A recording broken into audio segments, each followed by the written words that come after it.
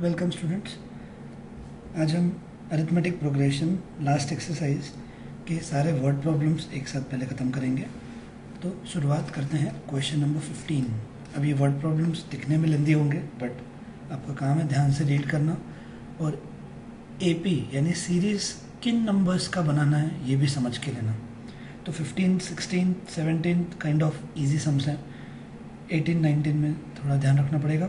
So let's start with 15th सम। कल हमने question number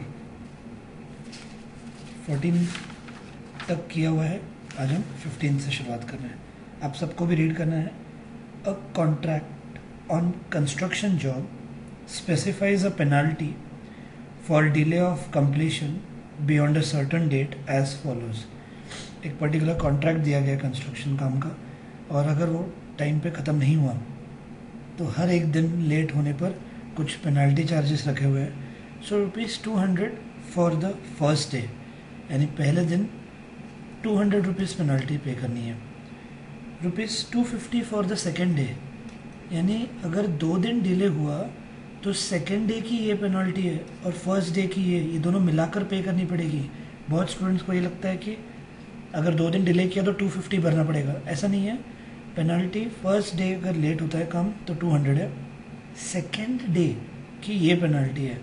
तो 2 दिन अगर डिले हुआ तो ये और ये अमाउंट मिलाकर पे करना पड़ेगा। Third day the penalty for each succeeding day is ₹50 more than the preceding day. तो थर्ड डे की पेनल्टी हो जाएगी 350, फोर्थ डे की पेनल्टी हो जाएगी 350। यानी अगर उसने 4 दिन डिले किया तो उसको चारों दिन का पेनल्टी पे करना पड़ेगा। And this way it will continue. How much money the contractor has to pay if he has delayed the work by 30 days. अगर 30 डेज काम डिले हुआ तो अगर आपको उन्होंने 30th डे कितनी पेनल्टी होगी वो पूछा होता तो हम 830 लिखते हैं, अगर 38 डे का पूछते तो। पर उन्होंने पूछा है how much money he has to pay, यानी आपको SN निकालना है। अगर 30 डेज उसने डिले किया तो टोटल मनी 30 डेज का जितना होगा पेनल्टी का वो उसको यहाँ पे पे करना होगा। तो अगर गिवन लिखते गए तो A is 200, D is 50, right. Then N हम 30 लेंगे। क्यों लेंगे N 30? क्योंकि आपको 30 डेज अगर उसने डिले किए, ये फर्स्ट डे, ये सेकेंड डे, ये थर्ड डे, ऐसे 30 डेज अगर वो डिले करते गया तो 30th डे की भी कुछ तो पेनल्टी बनेगी।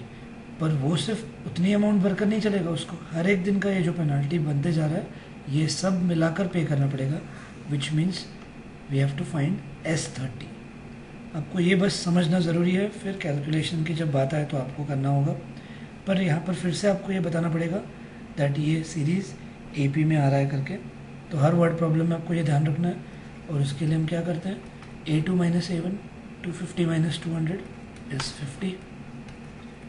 A3 - A2 will be 300 - 250 is again 50.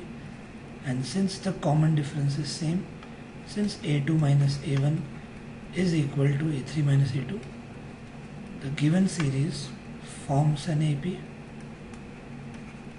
The given series forms an AP.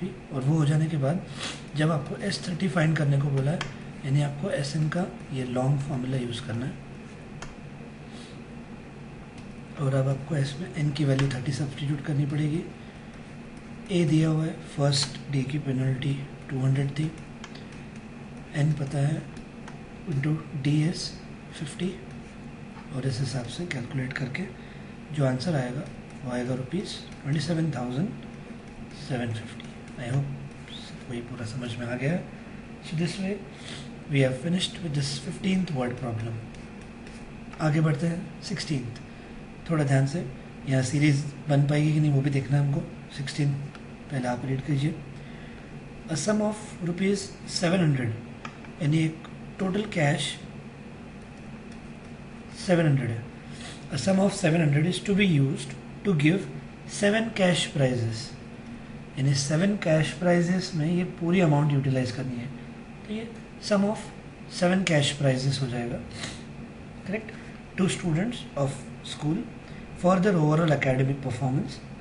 If each prize is 20 rupees less than its preceding prize, क्या हो सकता है इस यहाँ पे इस सेंटेंस का मीनिंग, इसमें कौन सा अल्फ़ाबेट मिलेगा सोचिए ज़रा। If each prize is ₹20 less than its preceding prize, यानी हम डी क्या लेंगे, -20। If each prize is ₹20 less than its preceding prize, find the value of each of the prizes. यानी आपको A1, A2, A3 each of the prizes up to the 7 cash prizes जो देने वो सब आपको फाइंड करना होगा, यानी n मिल गया। आपको डी दिया है, यानी हर एक स्टूडेंट को प्राइस 20-20 रुपये कम मिलते जाएगी। तो अगर यहाँ पे आपने सिर्फ ए भी ढूंढ लिया, the A will be what, A will be the price which the first student will get, फिर हम खुद 20 से कम करते जा सकते हैं। तो देखिए वापस एक बार, a sum of 700 is to be used, तो ये एस दिया हुआ है, पर ये 7 स्टूडेंट्स में डिस्ट्रीब्यूट करना है, 7 कैश प्राइजेस का मिलाकर ये सम है, इसलिए S7 लिख दिया। आगे, if each prize is ₹20 less than its preceding price, हर स्टूडेंट को 20 रुपये कम मिलते जाएंगे, जो शुरुआती स्टूडेंट को मिलने वाला है वहाँ से 20-20 रुपये कम होते जाएगा, तो कॉमन डिफरेंस विल बी -20। ये समझ में आना चाहिए आपको। 7 स्टूडेंट्स में डिस्ट्रीब्यूट करना है, तो डेफिनेटली यहाँ से अब एक ही अल्फ़ाबेट हम ढूंढ सकते हैं, वो है पहले ए, फिर SM के फॉर्मूला से शुरुआत की जाएगी, लॉन्ग फार्मूला यूज़ करेंगे हम, फिर n की जगह 7 सब्सटीट्यूट किया जाएगा, 2a plus n-1 will be 7 - 1 6 into d is -20। अब हम S7 की वैल्यू सब्सटीट्यूट करेंगे एज व्हाट, 700, 2 ऊपर शिफ्ट हो जाएगा, करेक्ट, 7 नीचे, is equal to 2a -120, 7 1 700, hence क्या होगी स्टेप, 100 into 2,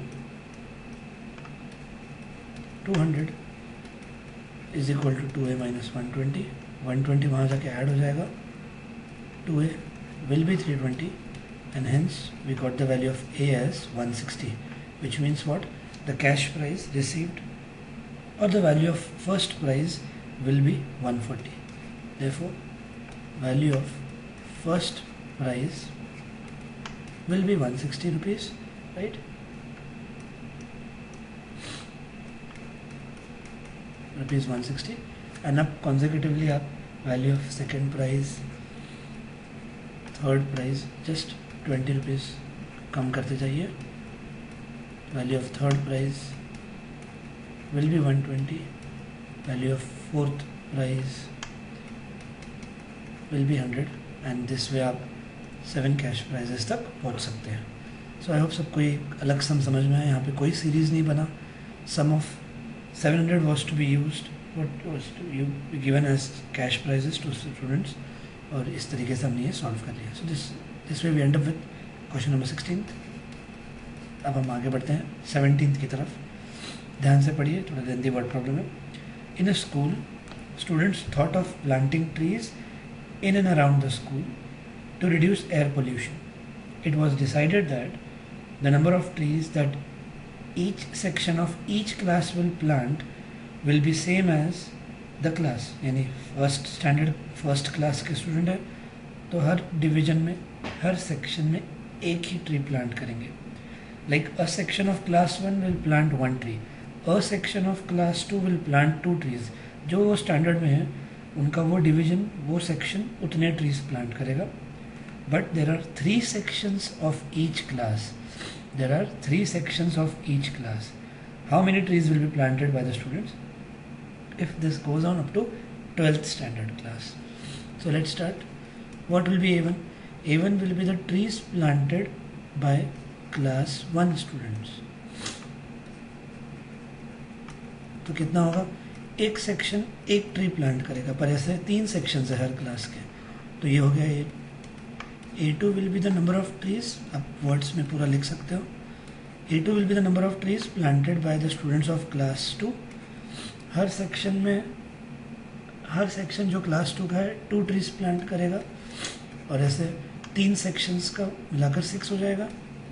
फिर आगे बढ़ते हैं A3 के लिए कैसे लिखेंगे हम,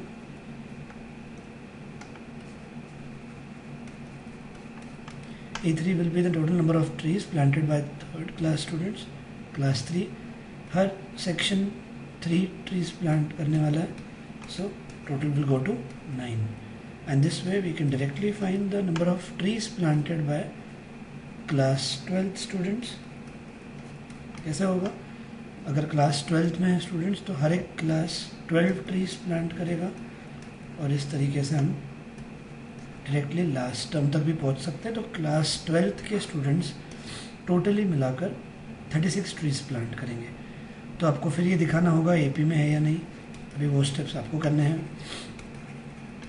एंड वो सीरीज़ में दिखाने के बाद, सॉरी कॉमन डिफरेंस सेम दिखाने के बाद फिर आपको लिखना है therefore the series forms an AP and hence हम आगे भी सम्स की तरफ बढ़ सकते हैं। तो आपको ये सीरीज़ लिख के निकालनी है। So 3, 6, 9 and this way will continue up to 36। Got it? अब आपको total trees planted by the students निकालना है।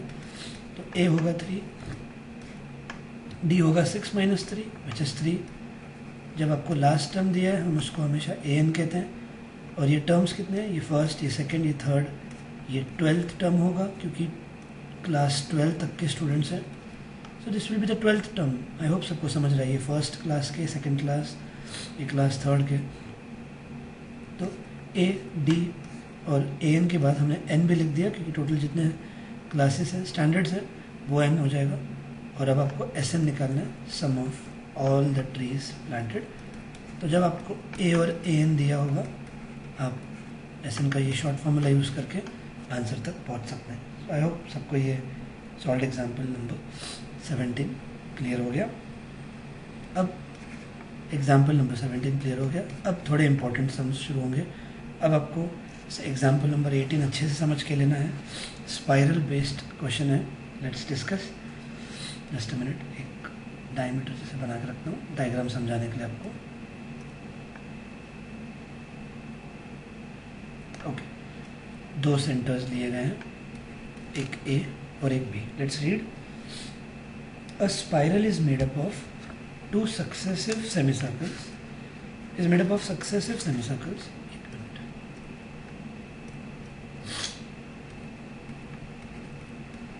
Okay. A spiral is made up of successive semicircles with centers alternatively at A and B, starting with center at A of radius 0.5 centimeter. अब मान लेते ये centre है और ये इतना रेडियस लेकर एक सेमीसर्कल ड्रॉ किया गया। Okay, now the second semicircle will be drawn with, so alternatively अब आपको B सेंटर लेकर दूसरा सेमीसर्कल ड्रॉ करना है ऑफ रेडियस 1 सेंटीमीटर। फिर A सेंटर लेकर फिर एक सेमीसर्कल ड्रॉ करना है ऑफ रेडियस 1.5 सेंटीमीटर। फिर B सेंटर लेकर रेडियस 2 सेंटीमीटर का एक सेमीसर्कल बनाना है। आई होप सबको ऐसे समझ में आ रहा है। तो बात क्या है, रेडियस पहले 0.5 है, फिर 1 है, फिर 1.5 सेंटीमीटर है, फिर 2 सेंटीमीटर है। तो ऐसे रेडियस को अल्टरनेटिवली बढ़ाते जा रहे हैं और उस हिसाब से फिर यहाँ पर ये सेमीसर्कल्स अल्टरनेट सेंटर्स लेकर ये पूरा किया जा रहा है। और क्वेश्चन पूछा है what is the total length of the spiral. और ऐसे 13 कॉन्जिक्यूटिव सेमीसर्कल्स हैं। जब 13 कॉन्जिक्यूटिव सेमीसर्कल्स है तो n will be 13, no doubt. आपको पूछा है what is the total length of such a spiral. तो इसके लिए मुझे आपको पहले के कुछ बेसिक्स क्लियर करने हैं। तो ये सम क्लियर करने के लिए पहले मुझे आपको पिछले 3 सम्स जो अभी हमने किए थे वो डिस्कस करना है। जब बात आ रही थी टोटल पेनल्टी की इन सम नंबर 15, अपने सीरीज में individual penalty per day wise कितनी होती है वो लिखी है। Are you getting? सो ये था 15th some.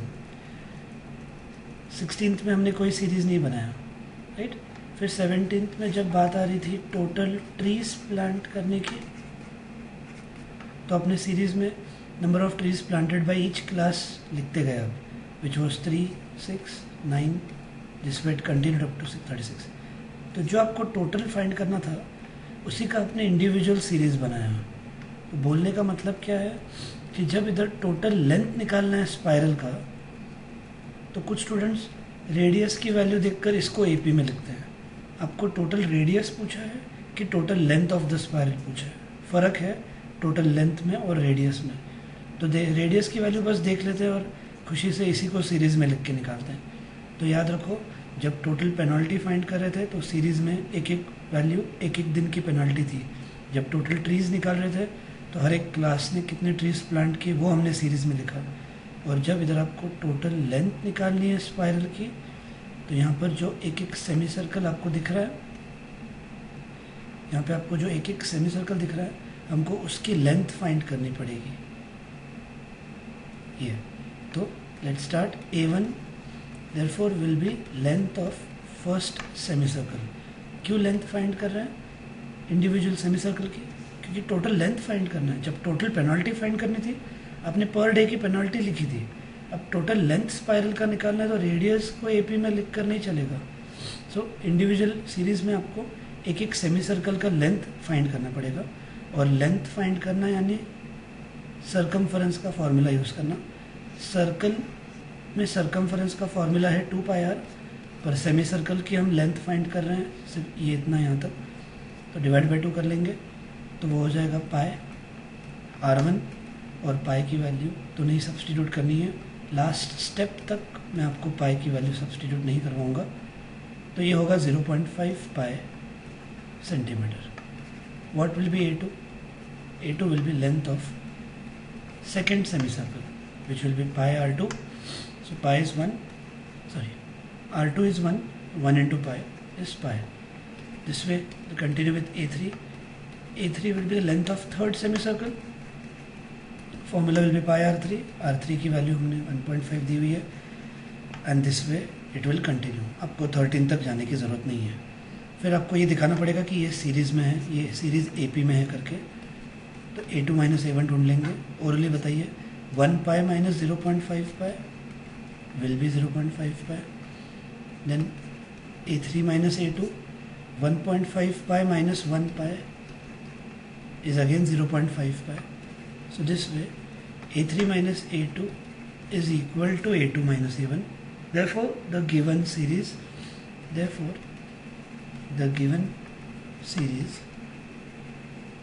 forms an AP. I hope सबको ये समझ रहा है। पहले ये सीरीज़ AP में दिखाना ज़रूरी है। तो सीरीज़ कैसे बनेगी? 0.5, 0.5, 1 पाई, 1.5 पाई एंड सो ऑन। और यहाँ पर आखिरी स्टेप में हम पाई की वैल्यू सब्सटीट्यूट करेंगे। ये हो गया length of first semi circle, ये length of second semi circle, ये लेंथ ऑफ थर्ड। ऐसे हमको 13 सेमी सर्कल्स का एडिशन फाइंड करना है। तो ए होगा 0.5 पाई, डी अभी हमने सब्ट्रैक्ट किया था डिफरेंस निकालते वक्त, वो भी 0.5 पाई आया, राइट।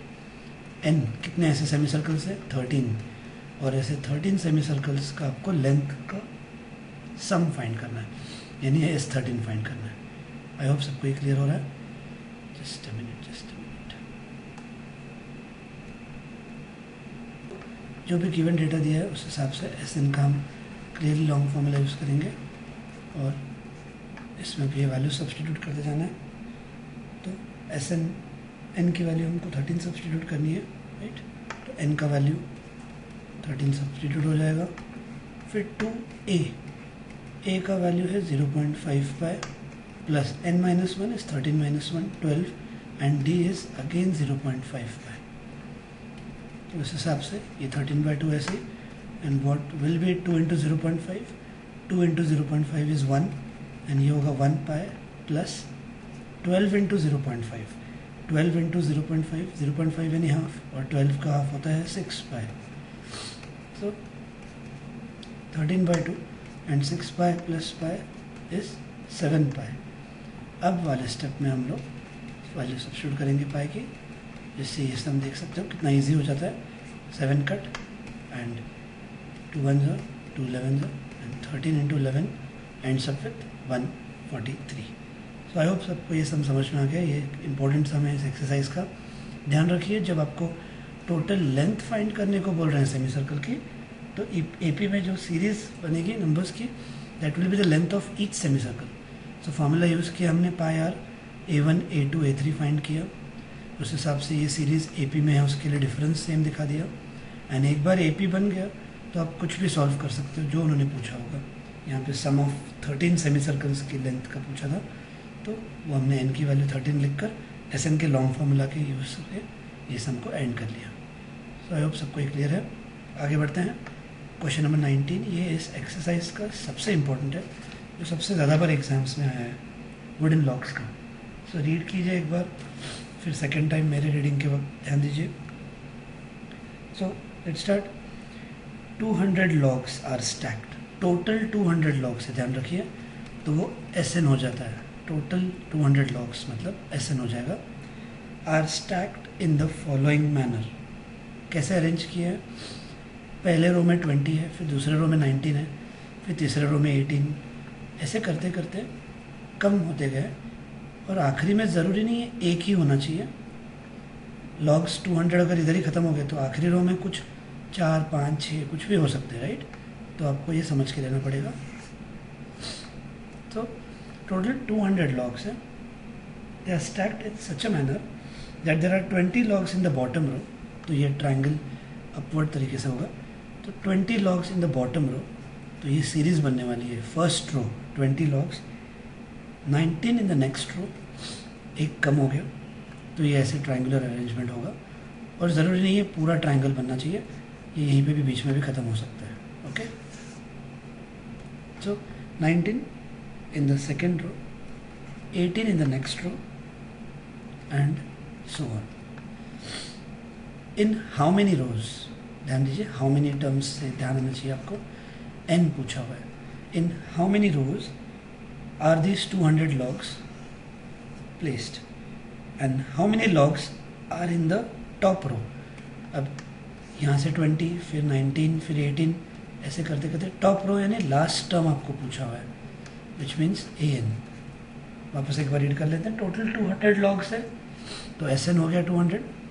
देन लॉग्स की अरेंजमेंट से समझ में आना चाहिए that individual terms will be AP, because वो नंबर ऑफ लॉग्स ही हैं। Number of logs are arranged in such a manner that 20 are in the bottom row, 19 in the next, 18 next to that, और इस तरीके से ये tapper होते जा रहा है, कम होते जा रहे हैं। तो कितने रोज लगेंगे? ये 2 रोज हो गए, ये 3 रोज हो गए, कितने रोज लगेंगे जिससे ये 200 लॉग्स अरेंज हो जाए?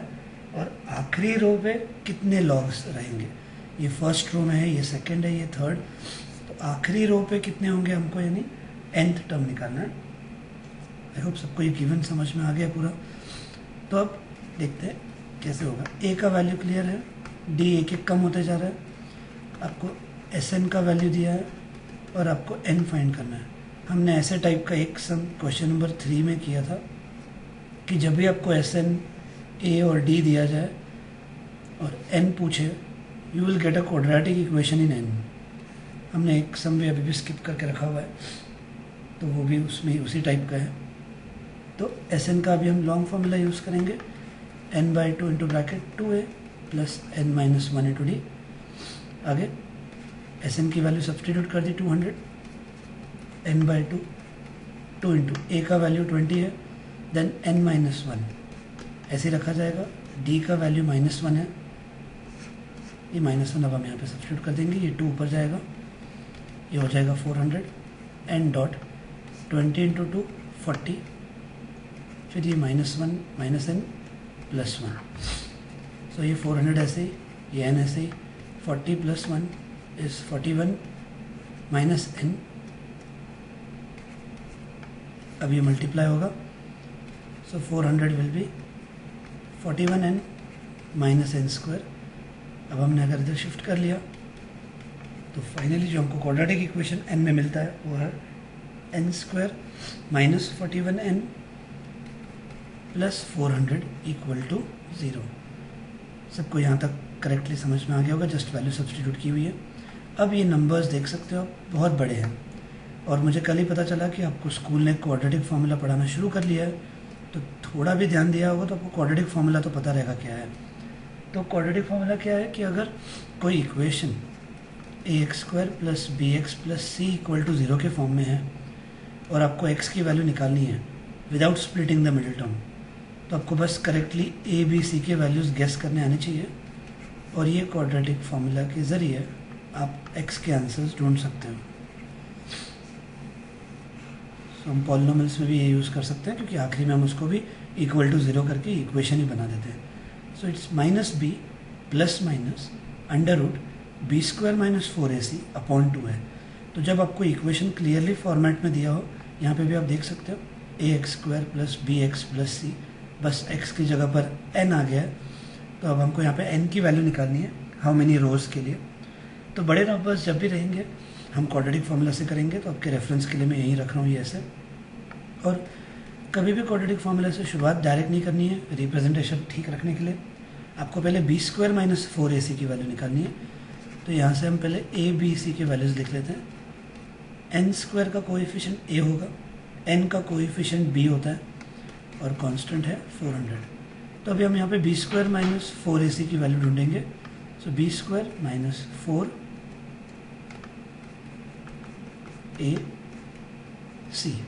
करेक्ट. अब 41 का स्क्वायर आपको ढूंढना होगा. 1681 माइनस 1600 इज 81. तो बी स्क्वायर माइनस 4ac मिल गया 81. अब ये मिलते ही आपको ये परफेक्ट स्क्वायर ही मिलना चाहिए. जब भी वर्ड प्रॉब्लम्स करेंगे बी स्क्वायर माइनस 4ac आपको यही मिलना चाहिए, परफेक्ट स्क्वायर. फिर आपको पूरा फॉर्मूला लिखना है, पर इस बार मैंने n लिखा है क्योंकि इक्वेशन n में है. अब हम वैल्यू सब्सटीट्यूट करेंगे. फॉर्मूला ही माइनस b है, पर b का वैल्यू माइनस 41 था, प्लस माइनस रूट 81 अपॉन 2 और a का वैल्यू 1 है. आगे बढ़ते हैं. माइनस माइनस प्लस, ये हो गया 41 plus minus root 81 is 9 upon 2. So that means n will be 41 plus 9 upon 2 or n will be 41 minus 9 upon 2. So n will be 50 upon 2 which is 25 or n will be 32 upon 2 which is 16. और क्या देख रहे हैं हम कि n की दो values आई है, मतलब दो ऐसे अलग अलग नंबर ऑफ रोज में लॉग को अरेंज किया जा सकता है. ये ऐसे आंसर कह रहा है बट विच इज़ इम्पॉसिबल. जब अरेंजमेंट फिक्स ही है कि बॉटम रो में 20 फिर 19 फिर 18 ऐसे करके नंबर ऑफ रोज जो 200 लॉग्स को अरेंज करने में लगेंगे वो सेम रहने चाहिए, वो एक ही वैल्यू होनी चाहिए. ये ऐसे दो अलग अलग आंसर्स नहीं चलेंगे. और दोनों भी पॉजिटिव है, दोनों भी इंटीजर्स में है. तो अब हम कैसे एक को एलिमिनेट करेंगे? तो आगे एक वैल्यू को एलिमिनेट करने के लिए हमको इस सम का आगे का आंसर ढूंढना पड़ेगा. इस सम में आगे पूछा हुआ था that also find how many logs are there in the top row. तो ये और ये n की वैल्यू कंसिडर करके हम लोग how many logs are there in the top row यानी an की वैल्यू निकालेंगे. और an के आंसर से एक यहाँ से कैंसिल आउट हो जाएगा. कैसे वो देखते हैं. an का फॉर्मूला है a प्लस n माइनस 1 हम इस फॉर्मूला से अब ढूंढने जा रहे हैं. अगर n 25 है, मतलब अगर 25 रोज लगे तो सबसे टॉप रो में कितने लॉग्स होंगे वो देखते हैं. a यानी 20 होगा, बॉटम रो से शुरुआत की हमने. फिर n की वैल्यू 25 माइनस 1 और d की वैल्यू माइनस 1. ये होगा 24 इंटू माइनस 1, जिससे क्या होगा 20 minus 24 which will be minus 4. और क्या देख रहे हैं हम कि टॉप रो में -4 लॉग्स होंगे. Is it possible? No. Which means what? n cannot be equal to -4 which means n cannot be equal to 25. यानी 25 रोज हो ही नहीं सकते. इसका मतलब क्या है? नंबर ऑफ रोज इज 16 और इसके ज़रिए हम लास्ट रो में कितने लॉग्स रखे जाएंगे ये ढूंढ सकते हैं. 20 n अगर 16 रहा, 16 माइनस 1 इज 15. तो देखें तो in the last row there will be 5 logs.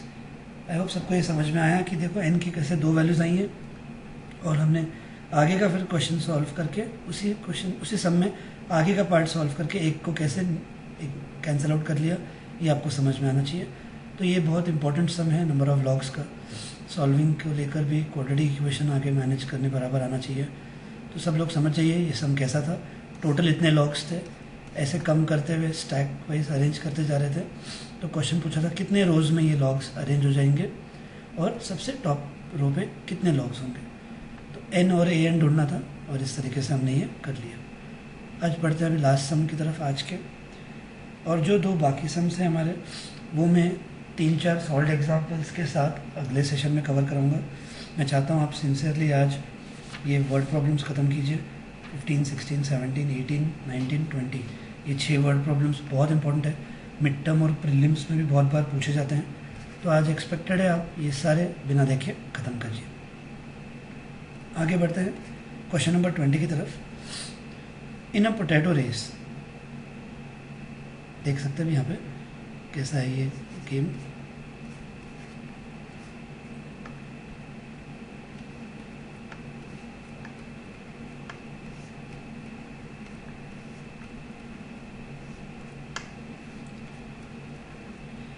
In a potato race a bucket is placed at the starting point, यहाँ पर बकेट है, which is 5 metre away from the first potato and the other potatoes are all 3 metre apart. Easy sum है, बस समझ लीजिए क्या है। आगे बोला गया there are 10 potatoes in the line, ये सारे मिलाकर ऐसे 10 पोटैटोज हैं इन द लाइन। और क्वेश्चन पूछा हुआ है each competitor starts from the bucket, यहाँ से शुरुआत करनी है, फर्स्ट पोटैटो पिक करना है, फिर रिटर्न आना है, बकेट में डालना है, फिर भागते हुए दूसरा पोटैटो पिकअप करना है and again run to the bucket to drop in it and this way she continues in the same way until all the potatoes are thrown. So in this way until all the potatoes are thrown. There are 10 potatoes, यहाँ ये first potato है, ये second, ऐसे 10 potatoes हैं, यानी N होगा 10 क्योंकि 10 बार उसको भागना होगा। What is the total distance the competitor has to run. तो जब आपको टोटल डिस्टेंस पूछा जा रहा है, सीरीज भी आप डिस्टेंस की रखेंगे। So what will be A1 distance covered to throw, distance covered for first potato, कितना कवर होगा डिस्टेंस, यहाँ से शुरुआत की 5 मीटर भागी वो, फिर रिटर्न आ गई है, सो 5 + 5। सो फर्स्ट पोटैटो थ्रो करने के लिए उसने जो डिस्टेंस कवर किया विल बी 10 मीटर। आगे बढ़ते हैं। The distance A2 will be the distance covered for second potato. अब सेकेंड पोटैटो कवर करने के लिए वो यहाँ से इधर तक आएंगी और फिर return. So 5 + 3 8 + 8 will be 16 metre. So A1 will be distance covered to throw the first potato, A2 will be the distance covered for the second potato, ऐसे हम A3 भी फाइंड कर लेंगे। A3 will be the distance covered for third potato and how much will that be? ध्यान से देखिएगा, यहाँ से यहाँ तक आना पड़ेगा उसको। फर्स्ट हो गया था, सेकंड हो गया था, थर्ड पोटैटो पिकअप करने के लिए 5 + 3 + 3 8 + 3 11 और फिर रिटर्न करने के लिए वापस 11 का double 22 and this way she will continue doing it for 10 potatoes, जहाँ तक आपको पहुँचने की ज़रूरत नहीं है। फिर आपको दिखाना पड़ेगा ये सीरीज़ में है, सीरीज़ AP में है। A2 - A1 16 - 10 is 6, A3 - A2 22 - 16 is 6। therefore आपको लिखना है therefore the given series forms an AP और वो सीरीज़ अब आप लिख सकते हैं 10 16 22 and this way it will continue. तो अब यहाँ पे आपको A दिया है, this is the distance covered and D is 6। ऐसे 10 पोटैटोज के लिए उसको करना है और टोटल डिस्टेंस कितना उसने कवर किया। तो अभी आप यहाँ पे SN का लॉन्ग फार्मूला यूज़ करके ये सम को एंड कर सकते हैं। क्लियर है, स्ट्रेट फॉरवर्ड सम है, इतना कॉम्प्लिकेटेड नहीं जितना स्पाइरल और वुडन लॉग्स का था। और इसमें वैल्यू सब्सटीट्यूट करने से जो आपको आंसर मिलेगा वो रहेगा 370 मीटर। यूनिट्स लिखा कीजिए। सो आई होप सबको ये क्लियर हुआ है।